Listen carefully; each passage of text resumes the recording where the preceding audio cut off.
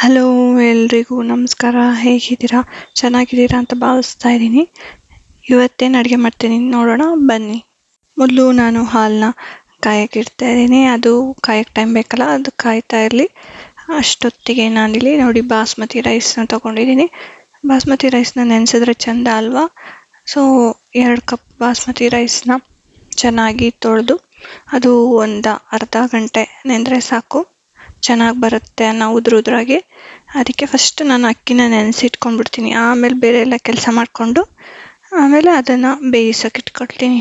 ನಾವು ಯಾವಾಗಲೂ ಹಾಲು ಕಾಯಿಸೋಕೆ ಇಡ್ತೀವಲ್ಲ, ಅದನ್ನು ಮೀಡಿಯಮ್ ಅಥವಾ ಸಿಮ್ಮಲ್ಲಿ ಇಡಬೇಕು. ಆಗ ಏನಾಗುತ್ತೆ, ಕೆನೆ ಚೆನ್ನಾಗಿ ಬರುತ್ತೆ. ಇಲ್ಲ ಅಂದರೆ ಕೆನೆ ಬರಲ್ಲ. ಸೊ ನೀವು ನೆಕ್ಸ್ಟ್ ಟೈಮ್ ಹಾಲು ಕಾಯಿಸ್ಬೇಕಾದ್ರೆ ಸಿಮ್ಮಲ್ಲೇ ಇಟ್ಟು ಕಾಯಿಸಿ. ಈಗ ಅಕ್ಕಿನ ಚೆನ್ನಾಗಿ ತೊಳೆದಿದ್ದೀನಿ. ಈಗ ಇದು ಮುಳುಗೋಷ್ಟು ನೀರು ಹಾಕಿದ್ರೆ ಸಾಕು, ಜಾಸ್ತಿ ನೀರೇನು ಬೇಡ.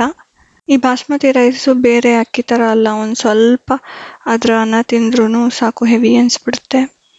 ನೋಡಿ ಇಷ್ಟು ನೀರು ಹಾಕಿದ್ದೀನಿ. ಇದನ್ನು ಮುಚ್ಚಿಡ್ತಾ ಇದ್ದೀನಿ, ಅದು ನೆನೀತಾ ಇರಲಿ. ಅಷ್ಟೊತ್ತಿಗೆ ನಾನು ತಿಂಡಿಗೆ ಇಲ್ಲಿ ಹೆಸರು ಬೇಳೆನ ತೊಗೊಂಡಿದ್ದೀನಿ. ಹೆಸರು ಬೇಳೆನ ಅಷ್ಟು ಚೆನ್ನಾಗಿ ತೊಳ್ಕೊಳ್ತಾ ಇದ್ದೀನಿ.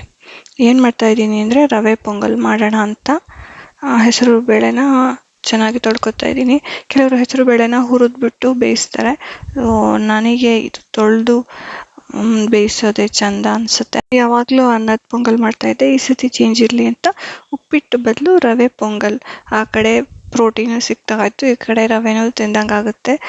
ರೆಗ್ಯುಲರ್ ಉಪ್ಪಿಟ್ಟು ಬೇಜಾರಲ್ವಾ ಅಂತ ಸೊ ಹೆಸರು ಬೇಳೆನ ನಾನು ಬೇಯಿಸ್ಕೊಳಕ್ಕೆ ಇಡ್ತಾ ಇದ್ದೀನಿ. ಯಾವಾಗಲೂ ಅಷ್ಟೇ, ಈ ಬೇಳೆ ತೊಗರಿಬೇಳೆ ಹೆಸರು ಬೇಳೆ ಯಾವುದೇ ಬೇಳೆ ಬೇಯಿಸ್ಬೇಕಾದ್ರೂ ಅದಕ್ಕೆ ಸ್ವಲ್ಪ ಅರಿಶಿಣ ಮತ್ತು ಒಂದು ಸ್ವಲ್ಪ ಎಣ್ಣೆನ ಹಾಕಿದ್ರೆ ಅದು ಚೆನ್ನಾಗಿ ಬೇಯುತ್ತೆ. ಆದರೆ ಉಪ್ಪು ಹಾಕಿ ಬೇಯಿಸಬಾರ್ದು. ನೋಡಿ ಇಷ್ಟು ಅರಿಶಿಣ ಮತ್ತು ಎಣ್ಣೆನ ಹಾಕ್ತಾಯಿದ್ದೀನಿ. ಒಂದು ಸತಿ ಮಿಕ್ಸ್ ಮಾಡಿ ಒಂದು 3 ವಿಷಲ್ ಬಂದರೆ ಸಾಕು. ಸೊ ಇದು ಬೇಯ್ತಾ ಇರಲಿ.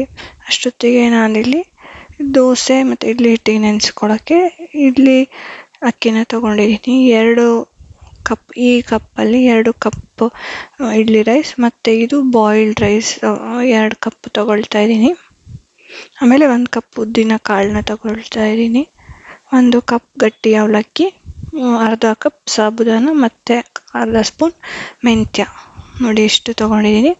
ಇದನ್ನು ಚೆನ್ನಾಗಿ ತೊಳಿಬೇಕು. ಒಂದು 3ರಿಂದ 4 ಸತಿ ಚೆನ್ನಾಗಿ ತೊಳ್ಕೊಳ್ಬೇಕು. ಮಂಡಕ್ಕಿ ಬೇಕಾದರೂ ಯೂಸ್ ಮಾಡ್ಕೋಬೋದು ಅವಲಕ್ಕಿ ಬದಲು. ನೋಡಿ ಇಷ್ಟು ನೀರು ಹಾಕಿ ಮುಚ್ಚಿಡ್ತಾ ಇದ್ದೀನಿ. ಸೊ ಹೆಸರು ಬೇಳೆ ಬೆಂದಿದೆ. ಈಗ ಹಸಿ ಬಟಾಣಿನ ಇಟ್ಕೊಂಡಿದ್ದೀನಿ, ಮತ್ತು ಇಲ್ಲಿ ಶುಂಠಿ, ಹಸಿಮೆಣಸಿನಕಾಯಿ, ಬೆಳ್ಳುಳ್ಳಿನ ತೊಗೊಂಡಿದ್ದೀನಿ. ಇದು ಚಟ್ನಿ ಮಾಡೋದಕ್ಕೋಸ್ಕರ, ಹಾಗೆ ನಾವು ರೈಸ್ ಬಾತ್ ಮಾಡ್ತಾ ಇದ್ದೀನಲ್ಲ ಅದಕ್ಕೋಸ್ಕರ ಇಷ್ಟು ಶುಂಠಿ ಬೆಳ್ಳುಳ್ಳಿ ತೊಗೊಂಡಿದ್ದೀನಿ. ಮತ್ತು ಈರುಳ್ಳಿನ ಅಂದರೆ ಸಿಪ್ಪೆ ಬಿಡಿಸ್ಕೊಳ್ತಾ ಇದ್ದೀನಿ. ಇದು ಅಷ್ಟೇ ರೈಸ್ ಬಾತಿಗೆ ಬೇಕಾಗಿದೆ. ಸೊ ಮಿಕ್ಸಿ ಜಾರಿಗೆ ನಾನು ಹಸಿಮೆಣಸಿನಕಾಯಿ, ಶುಂಠಿ ಮತ್ತು ಬೆಳ್ಳುಳ್ಳಿನ ಹಾಕ್ತಾಯಿದ್ದೀನಿ. ಸೊ ಇದು ರೈಸ್ ಬಾತ್ಗೆ. ಇಲ್ಲಿ 1 ಈರುಳ್ಳಿಯನ್ನು ತೊಗೊಂಡಿದ್ದೀನಿ. ಉದ್ದಕ್ಕೆ ಹೆಚ್ಕೋಬೇಕಾಗತ್ತೆ, ಸಣ್ಣದಾಗಿ ಹೆಚ್ಕೊಳ್ಳೋ ಅವಶ್ಯಕತೆ ಏನಿಲ್ಲ. ಯಾವ ರೈಸ್ ಬಾತ್ ಮಾಡ್ತಾ ಇದ್ದೀನಿ ಅಂದರೆ ಪೀಸ್ ಪನ್ನೀರ್ ಪುಲಾವ್ ಮಾಡ್ತಾ ಇದ್ದೀನಿ. ತುಂಬಾ ಸಿಂಪಲ್ ಇದು. ಅದಕ್ಕೆ ಕುಕ್ಕರ್ನ ಇಟ್ಕೊಳ್ತಾ ಇದ್ದೀನಿ. ಕುಕ್ಕರ್ಗೆ ಈಗ ಸ್ವಲ್ಪ ಅಡಿಗೆ ಎಣ್ಣೆ ಮತ್ತು 2 ಸ್ಪೂನ್ ತುಪ್ಪನ ಹಾಕ್ತಾ ಇದ್ದೀನಿ. ಅದು ಕರಗದ ಮೇಲೆ ಮಸಾಲೆ ಪದಾರ್ಥಗಳು ಅಂದರೆ ಪಲಾವ್ ಎಲೆ, ಮರಾಠಿ ಮೊಗ್ಗು, ಅನಾನಸ್ ಹೂವು, ಏಲಕ್ಕಿ, ಲವಂಗ ಒಂದು 3ರಿಂದ 4, ಚಕ್ಕೆ ಸ್ವಲ್ಪ, ಮತ್ತು ಜಾಪತ್ರೆನ ತೊಗೊಂಡಿದ್ದೀನಿ. ನೋಡಿ ಇಷ್ಟು.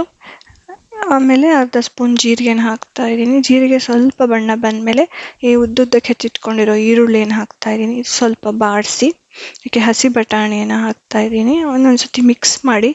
ಈಗ ಮಿಕ್ಸಿ ಜಾರಿಗೆ ಹಸಿಮೆಣಸಿನಕಾಯಿ, ಶುಂಠಿ ಬೆಳ್ಳುಳ್ಳಿ ಪೇಸ್ಟ್ ಮಾಡ್ಕೊಂಡಿದ್ವಲ್ಲ ಅದನ್ನು ಹಾಕಿ ಮಿಕ್ಸ್ ಮಾಡ್ತಾ ಇದ್ದೀನಿ. ಕೊನೆಯಲ್ಲಿ ಬಾಸ್ಮತಿ ರೈಸ್ ನೆನೆಸಿಟ್ಕೊಂಡಿರೋ ಅಂಥದ್ದನ್ನು ಹಾಕಿ ಒಂದು ಸತಿ ಮಿಕ್ಸ್ ಮಾಡಿ, ನೀರು ಹಾಕಿ ರುಚಿಗೆ ತಕ್ಕಷ್ಟು ಉಪ್ಪನ್ನು ಹಾಕಿ, ಕೊನೆಯಲ್ಲಿ 1 ಹಿಡಿ ಪುದೀನ ಸೊಪ್ಪನ್ನು ಹಾಕಿ ಚೆನ್ನಾಗಿ ಮಿಕ್ಸ್ ಮಾಡಿ ಈಗ ಮುಚ್ತಾ ಇದ್ದೀನಿ ಲಿಡ್ನ. 1-2 ವಿಷಲ್ ಬಂದರೆ ಸಾಕು. ಸೊ ಈ ಕಡೆ ನಮ್ಮ ಹೆಸರು ಬೇಳೆ ನೋಡಿ ಬೆಂದಿದೆ ಚೆನ್ನಾಗೆ. ಸೊ ಅದನ್ನು ಸ್ವಲ್ಪ ನೀರು ಹಾಕ್ಕೊಂಡು ಒಂದು ರೀತಿ ಕಡ್ಕೊಳ್ಬೇಕು. ಅದು ನೀರು ಹಾಕಬೇಕು. ಸ್ವಲ್ಪ ಬೇಳೆ ಕಾಣ್ತಿದೆಯಲ್ಲ. ಸೊ ಪೊಂಗಲ್ಲಿಗೆ ಚಟ್ನಿಗೆ ನಾನಿಲ್ಲಿ ಶುಂಠಿನ ಹೆಚ್ಕೊಳ್ತಾ ಇದ್ದೀನಿ, ಹಾಗೆ ಹಸಿಮೆಣಸಿನಕಾಯಿನೂ ಹೆಚ್ಕೊಳ್ತಾ ಇದ್ದೀನಿ. ಸೊ ಪೊಂಗಲಿಗೆ ಒಗ್ಗರಣೆಗೆ ಶುಂಠಿ ಬೇಕಾಗುತ್ತೆ, ಹಾಗೆ ಚಟ್ನಿಗೂ ಶುಂಠಿ ಬೇಕು. ಮತ್ತು ನಾನು ಕರಿಬೇವನ್ನ ಇಲ್ಲಿ ಸಣ್ಣಗೆ ಹೆಚ್ಕೊಳ್ತಾ ಇದ್ದೀನಿ. ಕರಿಬೇವು ಬಾಯಿಗೆ ಸಿಗಬಾರ್ದಲ್ಲ, ಸಣ್ಣಗೆ ಹೆಚ್ಚಿದ್ರೆ ಅದು ಪೊಂಗಲ್ ಜೊತೆ ಸೇರ್ಕೊಂಡ್ಬಿಡುತ್ತೆ. ಹಾಗೆ ಪೊಂಗಲ್ಗೆ ಗೋಡಂಬಿ ಇಲ್ಲ ಅಂದರೆ ಚೆನ್ನಾಗಿರುತ್ತಾ, ಹಾಗಾಗಿ ಗೋಡಂಬಿನೂ ಹೆಚ್ಕೊಳ್ತಾ ಇದ್ದೀನಿ. ಬಾಣಲೆನ ಇಟ್ಟು ಅದಕ್ಕೆ ತುಪ್ಪನ ಹಾಕ್ತಾಯಿದ್ದೀನಿ. ನಾನು ಎಣ್ಣೆ ಬಳಸ್ತಾ ಇಲ್ಲ, ಇಲ್ಲಿ 4 ಸ್ಪೂನ್ ತುಪ್ಪ ಹಾಕ್ತಾಯಿದ್ದೀನಿ. ಆಮೇಲೆ ಜೀರಿಗೆ ಬಣ್ಣ ಬಂದಮೇಲೆ ಸ್ವಲ್ಪ ಕಾಳು ಮೆಣಸು, ಅದು ಸ್ವಲ್ಪ ಬಾಡಿಸ್ಕೊಂಡಾದ್ಮೇಲೆ ನಾವು ಶುಂಠಿ, ಹಸಿಮೆಣಸಿನ್ಕಾಯಿ, ಕರಿಬೇವು ಹೆಚ್ಚಿಟ್ಕೊಂಡಿದ್ವಲ್ಲ ಅದನ್ನು ಹಾಕ್ತಾಯಿದ್ದೀನಿ. ಮೊದಲಿಗೆ ಹಸಿಮೆಣಸಿನ್ಕಾಯಿ ಹಾಕಿದೆ, ಅದು ಸ್ವಲ್ಪ ಬಣ್ಣ ಬಂದಮೇಲೆ ಶುಂಠಿ ಕರಿಬೇವನ್ನ ಹಾಕ್ಕೋಬೇಕು. ಸೊ ಇದು ಸ್ವಲ್ಪ ಬಾಡದ ಮೇಲೆ ನಾವು ಕೊನೆಯಲ್ಲಿ ಈ ಗೋಡಂಬಿ ಇಟ್ಕೊಂಡಿರ್ತೀವಲ್ಲ ಅದನ್ನು ಹಾಕಬೇಕು. ಮೊದಲೇ ಗೋಡಂಬಿ ಹಾಕ್ಬಿಟ್ರೆ ಸೀದೋಗ್ಬಿಡುತ್ತೆ, ಹಾಗಾಗಿ. ಸೊ ಈಗ 2 ಕಪ್ ರವೆನ ಹಾಕ್ತಾಯಿದ್ದೀನಿ. ರವೆನ ಚೆನ್ನಾಗಿ ಈ ತುಪ್ಪದಲ್ಲಿ ಹುರ್ಕೋಬೇಕು. ಅದಾದಮೇಲೆ ಇಲ್ಲಿ ನಾವು ಬೇಳೆನ ಕರಗಿಸ್ಕೊಂಡಿದ್ವಲ್ಲ ಅದಕ್ಕೆ ಉಪ್ಪು ಹಾಕಿ ಅದನ್ನು ನಾನಿಲ್ಲಿ ಹಾಕ್ತಾಯಿದ್ದೀನಿ. ಉಪ್ಪನ್ನ ನಾವು ಮಿಶ್ರಣಕ್ಕೆ ಹಾಕೋಕ್ಕಾಗಲ್ಲ, ಅದಕ್ಕೆ ಬೇಳೆಗೆ ಹಾಕಿಟ್ಕೊಂಡಿದ್ದೆ. ಅದನ್ನೆಲ್ಲ ಹಾಕಿ ಕೊನೆಯಲ್ಲಿ ಮಿಕ್ಸ್ ಮಾಡಿ ಒಂದು ಲಿಡ್ ಮುಚ್ಚಿಟ್ಟು ಬೇಯಕ್ಕೆ ಬಿಡಬೇಕು. ಈ ಕಡೆ ನಮ್ಮ ಪೀಸ್ ಪಲಾವ್ ನೋಡಿ ರೆಡಿಯಾಗಿದೆ. ಸೊ ಹೇಗಿದೆ ನೋಡಿ, ಎಷ್ಟು ಉದುರಾಗಿ ಬಂದಿದೆ ಅನ್ನ. ಹಾಗೆ ಈ ಕಡೆ ನಮ್ಮ ಪೊಂಗಲ್ಲು ರೆಡಿಯಾಗಿದೆ. ಕೊನೆಯಲ್ಲಿ 2 ಸ್ಪೂನು ತುಪ್ಪನ ಹಾಕಿ ಮಿಕ್ಸ್ ಮಾಡಿದ್ರೆ ಪೊಂಗಲ್ ರೆಡಿ. ಪೊಂಗಲ್ಗೆ ಚಟ್ನಿಗೆ ನಾನಿಲ್ಲಿ ತೆಂಗಿನಕಾಯಿನ ತೊಗೊಂಡಿದ್ದೀನಿ. ಫ್ರಿಜ್ಜಲ್ಲಿ ಇಟ್ಟಿದ್ರಿಂದ ನೋಡಿ ಕಾಯಿ ಎಷ್ಟು ಚೆನ್ನಾಗಿ ಕರೆಕ್ಟದಿಂದ ಬಿಟ್ಕೊಂಡು ಬಂತು. ಸೊ ಇದು ಈಸಿ ಆಗುತ್ತೆ ಚಟ್ನಿಗೆ. ಈ ಕಾಯಿನ ಹೆಚ್ಕೊಂಡು ಬಿಡೋದು, ಆಮೇಲೆ ಅದನ್ನು ಮಿಕ್ಸಿಗೆ ಹಾಕ್ಕೊಳ್ಳೋದು. ತುರಿಯೋಕ್ಕಷ್ಟೇ ತಪ್ಪಿತು. ಸೊ ಹಸಿಮೆಣಸಿನಕಾಯಿ, ಶುಂಠಿ, ಬೆಳ್ಳುಳ್ಳಿ ಮತ್ತು ತೆಂಗಿನಕಾಯಿ ಇಷ್ಟೇ ನಾನು ಚಟ್ನಿಗೆ ಹಾಕ್ತಾ ಇರೋದು. ಮೊದಲು ಇದನ್ನು ತರ್ತರಿಯಾಗಿ ರುಬ್ಕೋಬೇಕು. ಮೊದಲೇ ನೀರು ಹಾಕಿದ್ರೆ ಕಾಯಿ ನುರಿಯಲ್ಲ, ಹಾಗಾಗಿ. ಆಮೇಲೆ ನೋಡಿ ಕಡಲೆನ ಹಾಕ್ತಾಯಿದ್ದೀನಿ 1 ಕಪ್ಪು, ಮತ್ತು ಸ್ವಲ್ಪ ಜೀರಿಗೆ ಅಷ್ಟೇ. ಇದು ಫಸ್ಟು ತರ್ತರಿಯಾಗಿ ರುಬ್ಕೊಳ್ಳೋಣ. ನೀವು ಬೇಕಿದ್ರೆ ಕೊತ್ತಂಬರಿ ಸೊಪ್ಪು ಹಾಕ್ಬೋದು, ಪುದೀನ ಏನು ಬೇಕಿದ್ದರೂ ಹಾಕ್ಕೋಬೋದು. ಇದಕ್ಕೆ ಸ್ವಲ್ಪ ಉಪ್ಪು ಮತ್ತು ನೀರನ್ನು ಹಾಕಿ ಒಂದ್ಸತಿ ರುಬ್ಕೊಳ್ತೀನಿ. ಹುಣಸೆಹಣ್ಣು ಬೇಕಿದ್ರೆ ಹಾಕ್ಕೊಳ್ಬಹುದು, ಚೆನ್ನಾಗಿರುತ್ತೆ. ಸೊ ನಾನು ಇದು ಬಿಳಿ ಚಟ್ನಿ ಬೇಕು ಅಂದ್ಬಿಟ್ಟು ನಾನಿಲ್ಲಿ ಕೊತ್ತಂಬರಿ ಸೊಪ್ಪು, ಪುದೀನ ಸೊಪ್ಪು ಹಾಕ್ತಾ ಇಲ್ಲ.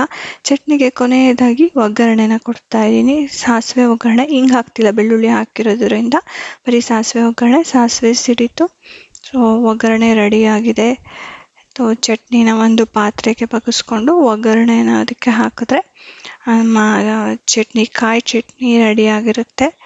ರವೆ ಪೊಂಗಲ್ ವಿತ್ ಕಾಯಿ ಚಟ್ನಿ ಸೂಪರ್ ಕಾಂಬಿನೇಷನ್ ಅಲ್ವಾ. ನೀವು ಯಾವುದೇ ತಮಿಳ್ನಾಡಿನ ಹೋಟ್ಲಿಗೆ ಹೋದ್ರೂ ಅದೇ ಕಾಂಬಿನೇಷನ್ನೇ ಅವರು ಕೊಡ್ತಾರೆ.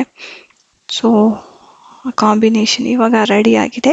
ಇದನ್ನು ಟೇಸ್ಟ್ ಮಾಡೋವಂಥ ಸಮಯ. ನೋಡಿ ಪೊಂಗಲ್ ಎಷ್ಟು ಸಾಫ್ಟಾಗಿ ಬಂದಿದೆ, ತುಂಬಾ ಚೆನ್ನಾಗಿದೆ. ಚಟ್ನಿ ಜೊತೆನೂ ಚೆನ್ನಾಗಿ ಅನಿಸುತ್ತೆ. ಪೊಂಗಲ್ಲು ಚಟ್ನಿ ನಮ್ಮ ತಿಂಡಿ ಕತೆ ಆಯಿತು. ಈಗ ಮಧ್ಯಾಹ್ನ ನಾನು ಹೇಳ್ದಂಗೆ ಪೀಸ್ ಪನ್ನೀರ್ ಪುಲಾವ್ಗೆ ನಾನು ಇಲ್ಲಿ ತರಕಾರಿಗಳನ್ನ ಹೆಚ್ಕೊತೀನಿ. ಕುಕ್ಕರ್ ಹೆಂಗೂ ತಣ್ಣಗಾಗಿದೆ, ಪೀಸ್ ಪುಲಾವ್ ರೆಡಿಯಾಗಿದೆ. ರಾಯ್ತ ಮಾಡಬೇಕಲ್ಲ, ಹಾಗಾಗಿ ನಾನಿಲ್ಲಿ ಈರುಳ್ಳಿ, ಟೊಮ್ಯಾಟೊ ಮತ್ತು ಕೊತ್ತಂಬರಿ ಸೊಪ್ಪನ್ನು ಎಲ್ಲ ಬಿಡಿಸ್ಕೊಂಡು ನೀರಿಗೆ ಹಾಕ್ಕೊಳ್ತಾ ಇದ್ದೀನಿ. ಸೊ ಮತ್ತು ಕೊನೆಯಲ್ಲಿ ಕ್ಯಾರೆಟನ್ನು ಹಾಕ್ತಾಯಿದ್ದೀನಿ ನಾನು ರಾಯ್ತಕ್ಕೆ. ಪಲಾವ್ಗೆ ಇನ್ನೂ ಒಂದು ಚೂರು ಕೆಲಸ ಬಾಕಿ ಇದೆ, ಅದನ್ನ ಆಮೇಲೆ ಹೇಳ್ತೀನಿ. ನಾನು ಯಾವಾಗಲೂ ನೋಡಿ ನೀವು ರಾಯ್ತಕ್ಕೆ ಕ್ಯಾರೆಟ್ ಹಾಕ್ತಾನೆ ಇರ್ತೀನಿ. ಕ್ಯಾರೆಟ್ ಸ್ವಲ್ಪ ಸ್ವೀಟ್ ಟೇಸ್ಟ್ ಕೊಡುತ್ತೆ, ಆದರೂ ತರಕಾರಿ ಅದು ಹೇಗಾದರೂ ನಾವು ತಿನ್ನಬೇಕಲ್ಲ ಅನ್ನೋ ಕಾರಣಕ್ಕೆ ನಾನು ಈ ಕ್ಯಾರೆಟ್ನ ಯೂಸ್ ಮಾಡ್ತೀನಿ. ಟೊಮೆಟೊನೂ ಅಷ್ಟೇ, ಕೆಲವರು ಇಷ್ಟಪಡಲ್ಲ ರಾಯ್ತಕ್ಕೆ, ಇದು ಹುಳಿ ಹುಳಿ ಆಗುತ್ತೆ ಅಂತ. ಬಟ್ ಟೊಮೆಟೊನೂ ತಿನ್ನಬೇಕಲ್ಲ ಅಂತ. ಮತ್ತು ಕೊತ್ತಂಬರಿ ಸೊಪ್ಪನ್ನ ನಾನು ಸಣ್ಣದಾಗಿ ಹೆಚ್ಕೊಳ್ತಾ ಇದ್ದೀನಿ. ಈರುಳ್ಳಿನೂ ಅಷ್ಟೇ ಸಣ್ಣದಾಗಿ ಹೆಚ್ಕೋಬೇಕು, ಅದು ತುಂಬ ಬಾಯಿಗೆ ಸಿಗಬಾರ್ದು. ಹಾಗಾಗಿ ನೀವು ರಾಯ್ತನ ಹೇಗೆ ಮಾಡ್ತೀರಾ, ಏನೇನು ತರಕಾರಿ ಹಾಕ್ತೀರಾ ಅಂತ ಕಮೆಂಟ್ ಮುಖಾಂತರ ತಿಳಿಸಿ. ಸೌತೆಕಾಯಿನೂ ಹಾಕಬಹುದು ಈರುಳ್ಳಿ ಬದಲಾಗಿ. ಈರುಳ್ಳಿ ಸೇರಲ್ಲ, ಬಾಯಿ ವಾಸನೆ ಬರುತ್ತೆ ಅಂತ ಎಲ್ಲ ಪ್ರಾಬ್ಲಮ್ಸ್ ಇರುತ್ತಲ್ಲ, ಸೊ ಸೌತೆಕಾಯಿನ ಬಳಸ್ಬೋದು. ಸೌತೆಕಾಯಿ ಸ್ವಲ್ಪ ನೀರು ಬಿಡುತ್ತೆ, ಬಟ್ ಚೆನ್ನಾಗಿರುತ್ತೆ ಆ ರಾಯ್ತನೂ. ಮತ್ತು ರಾಯ್ತಕ್ಕೆ ಒಗ್ಗರಣೆನೂ ಕೆಲವರು ಮಾಡ್ತಾರೆ, ಸಾಸಿವೆ ಅದನ್ನು ಮಾಡ್ಕೋಬೋದು. ನೋಡಿ ರಾಯ್ತ ರೆಡಿಯಾಗಿದೆ. ಸ್ವಲ್ಪ ಉಪ್ಪು ಹಾಕಿದ್ದೀನಿ, ಈ ತಿಕ್ ಕನ್ಸಿಸ್ಟೆನ್ಸಿ ಬಂದಿದೆ. ಸೊ ಪಲಾವ್ನ ಕೆಲಸ ಇನ್ನೊಂಚೂರು ಬಾಕಿ ಇದೆ ಅನ್ನಲ್ಲ, ಅದೇ ಇದು ಪನ್ನೀರು. ಪೀಸ್ ಪನ್ನೀರ್ ಪುಲಾವ್ ಅಲ್ವಾ, ಹಾಗಾಗಿ ಪನ್ನೀರನ್ನ ನಾನು ಇಲ್ಲಿ ತೊಗೊಂಡಿದ್ದೀನಿ. 200 ಗ್ರಾಮ್ ಪನ್ನೀರ್ ಇದು. ಇದನ್ನು ಸಣ್ಣ ಸಣ್ಣ ಕ್ಯೂಬ್ ಆಗಿ ಕಟ್ ಮಾಡ್ಕೊಳ್ತಾ ಇದ್ದೀನಿ. ಪನ್ನೀರ್ ಏನಂದರೆ ನಾವು ಕುಕ್ಕರಲ್ಲೇ ಹಾಕಿ ಬೇಯಿಸಿದ್ರೆ ತುಂಬ ಗಟ್ಟಿಯಾಗಿ ಹೋಗುತ್ತೆ. ಅದಕ್ಕೆ ನಾನು ಇದನ್ನು ಲಾಸ್ಟಲ್ಲಿ ಫ್ರೈ ಮಾಡ್ಕೊಳ್ತೀನಿ, ತವಾ ಫ್ರೈ. ತುಂಬ ಡೀಪ್ ಫ್ರೈ ಏನು ಮಾಡಲ್ಲ, ಸ್ವಲ್ಪ ತುಪ್ಪ ಹಾಕಿ ಆ ಪನ್ನೀರನ್ನ ನಾನು ಎಲ್ಲ ಸೈಡ್ಸು ಸ್ವಲ್ಪ ಬಣ್ಣ ಬರೋಷ್ಟು ರೋಸ್ಟ್ ಮಾಡ್ಕೊಳ್ತೀನಿ ಅಷ್ಟೇ. ಜಾಸ್ತಿ ಏನು ರೋಸ್ಟ್ ಮಾಡೋದು ಬೇಡ. ನೋಡಿ ಇಷ್ಟು ಬಣ್ಣ ಬಂದರೆ ಸಾಕು ಎಲ್ಲ ಸೈಡು. ಈಗ ನಮ್ಮ ಕುಕ್ಕರ್ಗೆ ಈ ಫ್ರೈ ಮಾಡಿರೋವಂಥ ಪನ್ನೀರನ್ನ ಹಾಕ್ತಾ ಇದ್ದೀನಿ. ಇದು ತುಂಬಾ ಟೇಸ್ಟಿಯಾಗಿರುತ್ತೆ, ನೀವು ಒಂದ್ಸತಿ ಟ್ರೈ ಮಾಡಿ. ಕೊನೆಯಲ್ಲಿ ಹುಳಿಗೋಸ್ಕರ ನಿಂಬೆ ರಸನ ಹಾಕ್ತಾ ಇದ್ದೀನಿ. ಇದನ್ನ ಹಾಕಿ ಚೆನ್ನಾಗಿ ಮಿಕ್ಸ್ ಮಾಡಿದ್ರೆ ಪೀಸ್ ಪನ್ನೀರ್ ಪುಲಾವ್ ರೆಡಿ ಆಗಿರುತ್ತೆ. ಸೊ ಅದನ್ನು ಟೇಸ್ಟ್ ಮಾಡೋವಂಥ ಸಮಯ, ಪನ್ನೀರ್ ಟೇಸ್ಟ್ ಮಾಡಿ ಹೇಗಿದೆ ಅಂತ ಹೇಳ್ತೀನಿ. ಪನ್ನೀರು ಚೆನ್ನಾಗಿ ಬೆಂದಿದೆ. ಸೊ ರೈಸು ತುಂಬಾ ಚೆನ್ನಾಗಾಗಿದೆ, ಬಟಾಣಿ ಎಲ್ಲ ಬೆಂದಿದೆ, ರಾಯ್ತದ ಜೊತೆನೂ ಚೆನ್ನಾಗಿದೆ. ಪಲಾವ್ ಆಯಿತು, ಎಲ್ಲ ಆಯಿತು. ಇವಾಗ ಮನೆ ಕೆಲಸ, ಪಾತ್ರೆ ಇಷ್ಟು ರಾಶಿ ಬಿದ್ದಿದೆ, ತಿಂಡಿದು ಅಡುಗೆದು ಎಲ್ಲ. ಸೊ ಕೆಲಸದವ್ರು ಇವತ್ತು ಬಂದಿಲ್ಲ, ಹಾಗಾಗಿ ನಾನು ಪಾತ್ರೆನ ತೊಳ್ಕೊಳ್ತಾ ಇದ್ದೀನಿ. ಅಷ್ಟೊಂದು ತುಪ್ಪ ಹಾಕಿ ಮಾಡಿರೋ ಪೊಂಗಲ್ಲು ಮತ್ತು ಪನ್ನೀರು, ಈ ಬಾಸ್ಮತಿ ಅಕ್ಕಿ, ಇದೆಲ್ಲ ತಿಂದಮೇಲೆ ಎಕ್ಸಸೈಸ್ ಬೇಕೇ ಬೇಕಲ್ವಾ, ಹಾಗಾಗಿ ಇದು ಒಂದು ಒಳ್ಳೆ ಎಕ್ಸಸೈಸು. ಕೆಲಸವ್ರು ಬರಲಿಲ್ಲದೇನು ಪರವಾಗಿಲ್ಲ, ಬೇಜಾರಿಲ್ಲ. ಅಷ್ಟು ಪಾತ್ರೆನ ತೊಳೆದು ನಾನು ಈ ರ್ಯಾಕಲ್ಲಿ ಇಡ್ತಾ ಇದ್ದೀನಿ. ಈ ಪೀಸ್ ಪಲಾವ್ಗೆ ಕೆಲವರು ಶುಂಠಿ ಬೆಳ್ಳುಳ್ಳಿ ಪೇಸ್ಟ್ನ ಹಾಕ್ತಾರೆ. ಅಂಗಡಿಯಿಂದ ತಂದಿದ್ದು ಹೇಗಿರುತ್ತೋ ಏನೋ ಅಂದ್ಬಿಟ್ಟು ನಾನು ಫ್ರೆಶ್ ಆಗಿ ಹಸಿಮೆಣಸಿನ್ಕಾಯಿ ಮತ್ತು ಶುಂಠಿ ಬೆಳ್ಳುಳ್ಳಿಯನ್ನು ತರಿಯಾಗಿ ಪೇಸ್ಟ್ ಮಾಡ್ಕೊಂಡು ಹಾಕಿದೆ. ಸೊ ಅದು ಫ್ರೆಶ್ ಆಗಿ ಚೆನ್ನಾಗಿರುತ್ತೆ. ನೀವು ಹಾಗೆ ಮಾಡ್ತೀರಾ ಅಂದರೆ ಕಮೆಂಟ್ ಮುಖಾಂತರ ತಿಳಿಸಿ. ಪಾತ್ರೆ ನೋಡಿ ಆಲ್ಮೋಸ್ಟ್ ಎಲ್ಲ ತೊಳೆದಿದ್ದು ಆಯಿತು. ಈ ಪಾತ್ರೆ ತೊಳೆದ್ಮೇಲೆ ಯಾವಾಗಲೂ ಈ ನೆಲದ ಮೇಲೆ ಅಷ್ಟೊಂದು ನೀರು ಬಂದಿರುತ್ತಲ್ಲ, ಅದನ್ನು ನಾನು ಕ್ಲೀನ್ ಮಾಡ್ಕೊಳ್ತಾ ಇದ್ದೀನಿ. ಹಾಗೆ ಬೆಳಗ್ಗೆ ನಾನು ನೆನೆಸಿಟ್ಟಿದ್ನಲ್ಲ ಅಕ್ಕಿ, ಉದ್ದಿನಕಾಳು, ಸಾಬುದಾನ ಮತ್ತು ಗಟ್ಟಿ ಅವಲಕ್ಕಿ, ದೋಸೆ ಕಮ್ ಇಡ್ಲಿ ಬ್ಯಾಟರ್ಗೆ ಅದನ್ನು ನಾನು ರುಬ್ಕೊಳ್ತಾ ಇದ್ದೀನಿ. ಗ್ರೈಂಡರ್ ಇದ್ದರೆ ಗ್ರೈಂಡ್ರಲ್ಲಿ ಮಾಡಿಕೊಂಡ್ರು ಚೆನ್ನಾಗಿ ಬರುತ್ತೆ. ಮಿಕ್ಸಿ ಜಾರಲ್ಲಿ ಹಾಕಿದ್ರೆ ಏನೂ ಪರವಾಗಿಲ್ಲ. ಸಾಫ್ಟಾಗಿ ಮಾಡ್ಕೊಳ್ಬೇಕು, ರುಬ್ಕೊಳ್ಬೇಕು. ಸೊ ಇದು ಹೇಗೆ ಬಂತು ಹಿಟ್ಟು ಅಂತ ನಾನು ನಿಮಗೆ ನೆಕ್ಸ್ಟ್ ವ್ಲಾಗಲ್ಲಿ ತೋರಿಸ್ತೀನಿ. ನೋಡಿ ಇಷ್ಟಾಗಿದೆ ಹಿಟ್ಟು. ಇದಾಗಿತ್ತು ಇವತ್ತಿನ ನನ್ನ ವ್ಲಾಗ್. ನಿಮ್ಮೆಲ್ರಿಗೂ ಇಷ್ಟ ಆಗಿದರೆ ಪ್ಲೀಸ್ ಲೈಕ್ ಮಾಡಿ, ನಿಮ್ಮ ಫ್ಯಾಮಿಲಿ ಹಾಗೂ ಫ್ರೆಂಡ್ಸ್ಗೂ ಶೇರ್ ಮಾಡಿ. ನೀವಿನ್ನೂ ನನ್ನ ಚಾನಲ್ನ ಸಬ್ಸ್ಕ್ರೈಬ್ ಮಾಡಿಲ್ಲ ಅಂದರೆ ಪ್ಲೀಸ್ ಸಬ್ಸ್ಕ್ರೈಬ್ ಮಾಡಿ. ನಾನು ನಿಮ್ಮೆಲ್ಲರನ್ನ ನೆಕ್ಸ್ಟ್ ವ್ಲಾಗಲ್ಲಿ ಭೇಟಿ ಆಗ್ತೀನಿ. Until then see you, take care, stay safe, have a good day, bye.